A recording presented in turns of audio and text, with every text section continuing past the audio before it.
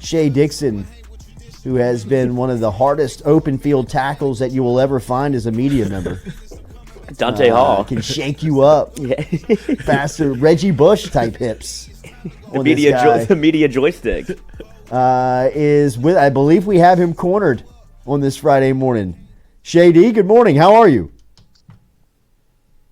It is me. Oh, wow. Good morning, buddy. Thank you for your service. Good morning. How are we? First day of the tournament. How's your bracket look?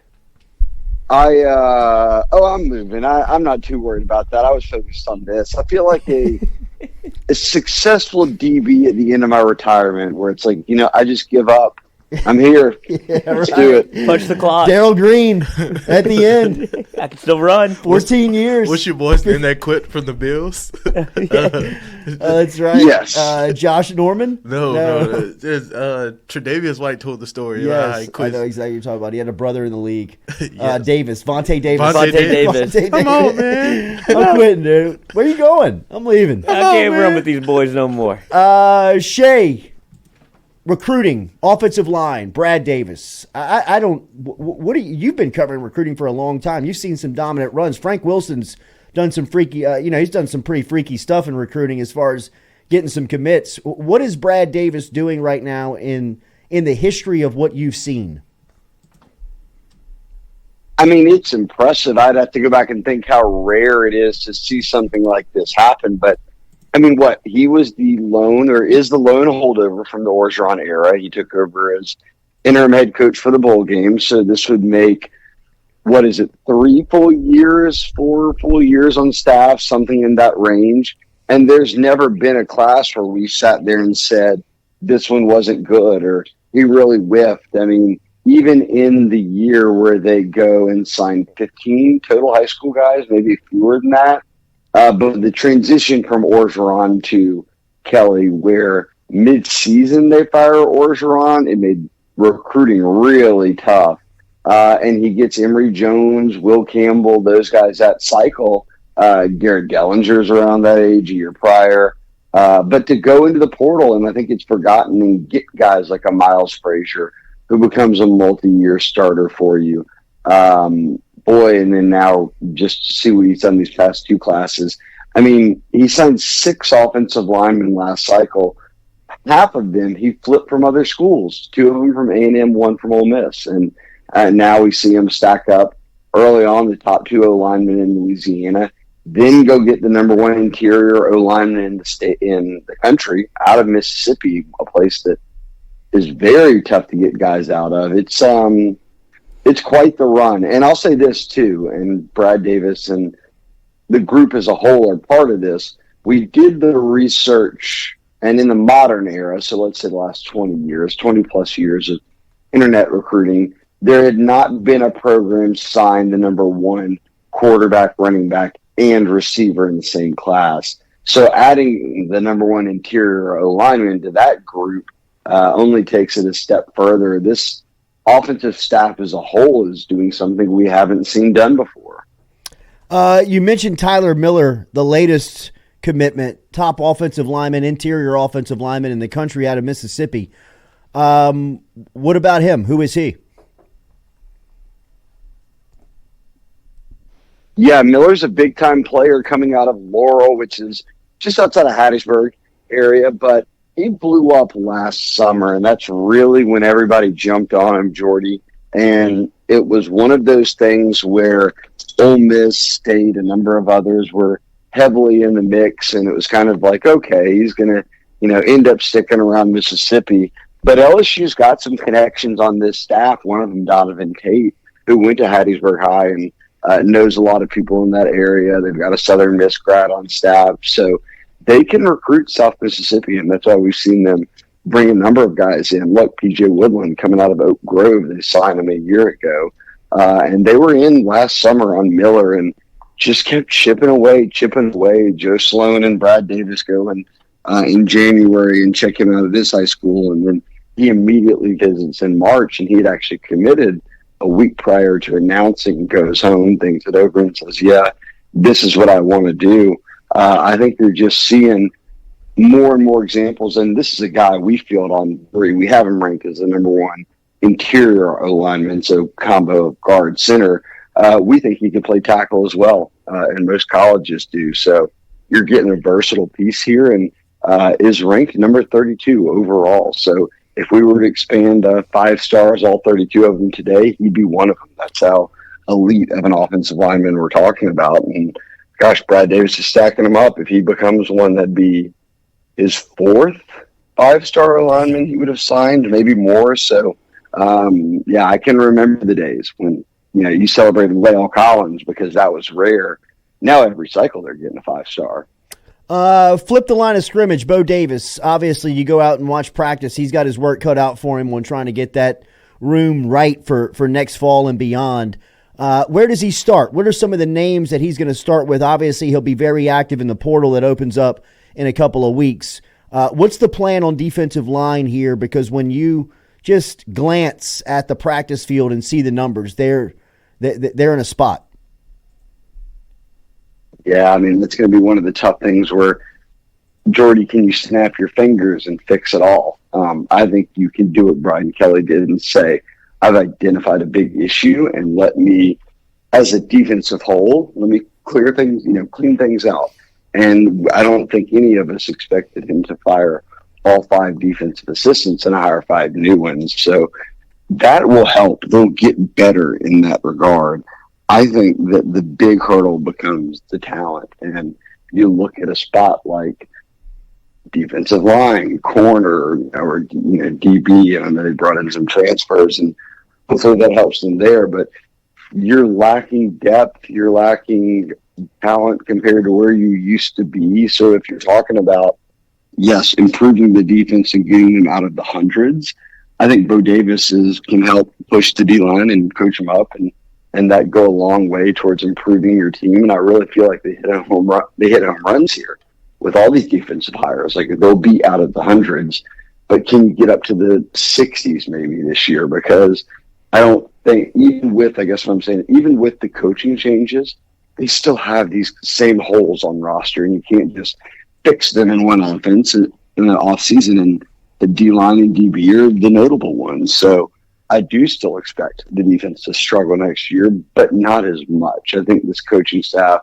puts them in better spots. I think they added a few pieces that will help. But I think the goal here is recruit and develop. And so that by year 2, you're in a way better spot, and maybe you're a top 40 defense. Well, if you had a top 50 defense last year, you probably won the national championship. So that's the goal, is kind of just digging out from what in reality is the very bottom of the pit, one of the worst defenses in America. All right, a couple of names from you from some listeners here. Wanting to know junior college defensive tackle Jalil Muhammad. Yeah, I don't think he's one that will pop up again. He's got some great issues, yes, but they've also offered some other defensive linemen now in the portal across time. Muhammad was one who I think if he comes into play, it would be in that portal window, but there's a sense that portal window, the second one, the one after spring ball, will yield some bigger results than Muhammad. So I'm going to lean that he probably ends up elsewhere. How many do you think they sign in this class? What do you mean, D linemen in the spring? In this cycle? At least one, if not more. I mean, I wouldn't be surprised if they took 2 D linemen this cycle, in June, before the new season starts. So I would go, and look, running back, maybe a spot. Total, give me 3, max of 4, but I'd think somewhere between 2 to 3, and it'd be a couple D linemen and maybe a running back. Shea, the last time we talked to you was the weekend that LSU was going and set to host I forget, but Moore was here, Underwood was here. It was a big recruiting weekend a couple of weeks back. Since then, Decory and Moore put out a top 4 list. What have we made of kind of where he stands with LSU at this point? I mean, I think he's a kid that you look at. He is clear cut the best receiver in America. No one's going to catch him. He will finish number one. He is a top 5 overall player. He's a 5-star. So he's going to be recruited by other teams. So the ball's kind of in his court. Look, Underwood has said, I'm not visiting anywhere. I'm not doing other things. And Ducorian has said, I will go take a look around. I think at the end of the day, the team that you're worried about if you're LSU is Texas. That's who you were battling to begin with. None of these other teams, the Ohio States, the Oregons, any of those really mattered. It's got family in the Austin area. They're Longhorn fans. And they kind of, even his mom, gave the green light to say, hey, look, if you're happy with it, then commit to LSU. So I wouldn't be too worried. I won't be surprised, I've said before, if he doesn't take half those visits. What it's going to come down to is battling Texas. And I think, for me, LSU can point to a long line of receivers drafted and currently active in the NFL that Texas doesn't have the luxury of doing. And I think at the same time, LSU had the number 1 offense in college football a year ago. They've had back-to-back Heisman winners, all of this, but he would be coming in with the number 1 quarterback in the country, with the number 1 running back in the country, with an O-line that's been built up year over year and is really successful. I think all of those things, for me, at least right now, make me feel good that he ultimately does stick.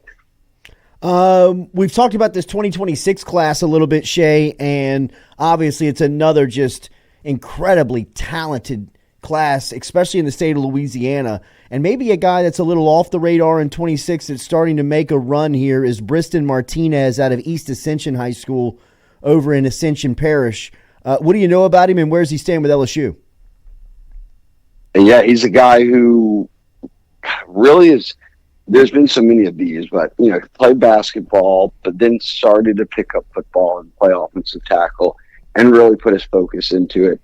And the jump he made from a year ago, because even a year ago, I can remember before he started kind of playing his first games, there were people at East Ascension that said, hey, look, we've got this guy, Briston Martinez.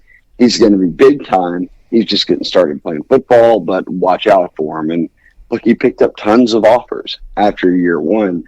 Came to LSU camp, looked solid, but that jump he made from year one of playing to year two, so how he looked as a sophomore, was so different. I mean, Joe Sloan and the staff had gone out there to watch him and offered immediately. And whenever I was talking to Charles Power, who runs our On3 national rankings, he'd called me in the middle of watching offensive linemen and was like, yo, what's the deal with this Briston Martinez kid? So, yeah, just started playing football not too long ago, but this past year, a lot of coaches felt like he had played better than he had the year prior. And he said, man, I agree. The jump he made is unbelievable.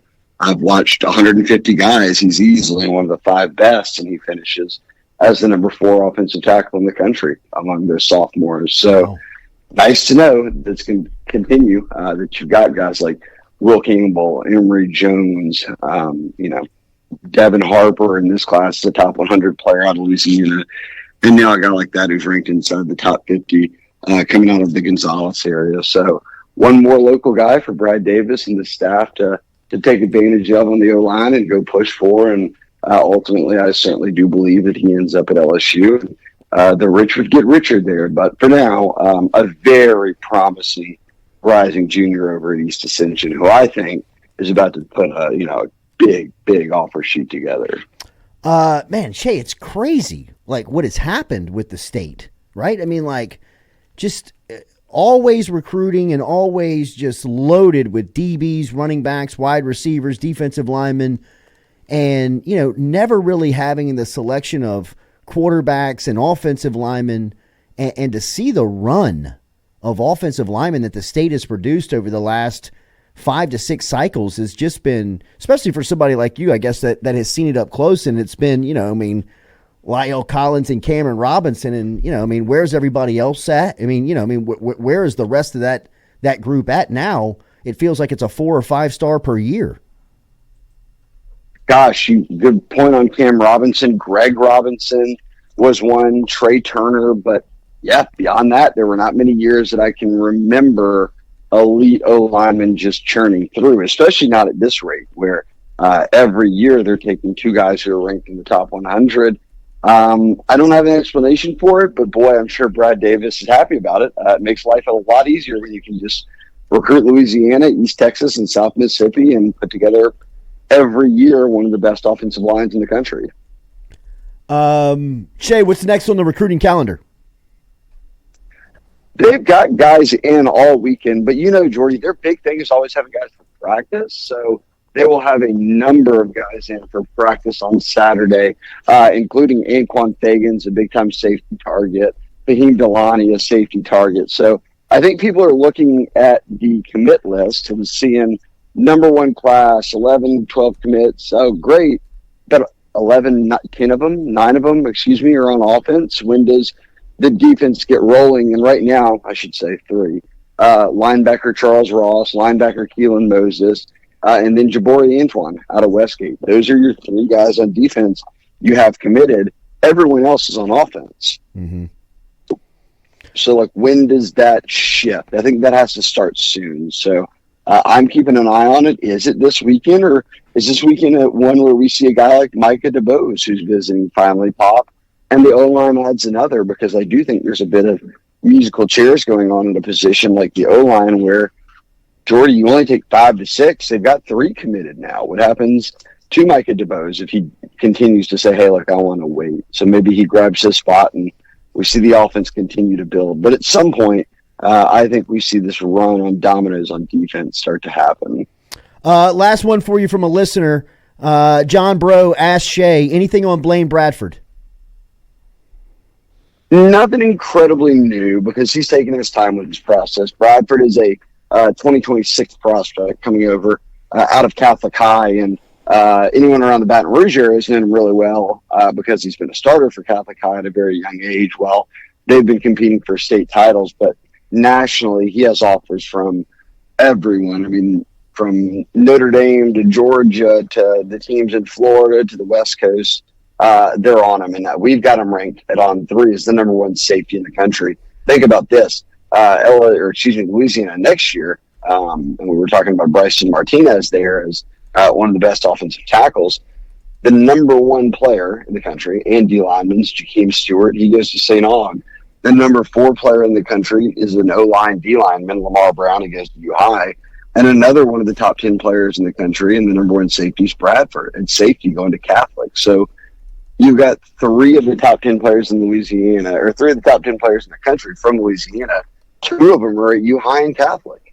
So I think Bradford is a guy who a lot of people are starting to want to know more about. I do think he will look around, check out his options. I do know education is going to be a big part of it there. I mean, he's Notre Dame, Vandy, and a number of other schools have landed, whether it's offers and then really increased interest and visits and all that. But when the dust settles, I think the goal for LSU is to have that class look a lot like this one, where early on you dropped some big dominoes that made you, whether say, hey, look, we have the number 1 class, or hey, all the in-state guys are staying home, which is kind of the case right now. James Simon at running back is your only uncommitted in-state guy beyond Corey Adams that's got an offer. So I think the goal is to start getting those dominoes to drop, and then guys like Blain Bradford say, hey, look, all of these guys, they had the number 1 class a year ago. All these guys are staying home. I can stay here and compete for championships. And early on, I'd say I'd feel good about it. But again, I don't think he's trying to go too deep into his recruitment right now, given he just wrapped up his sophomore year. Back to Superior, my friend. Good to talk to you. We'll talk again soon. All right, let's have a fun day today. Let's pull off some upsets. There he is. Shea Dixon checking in just like he does every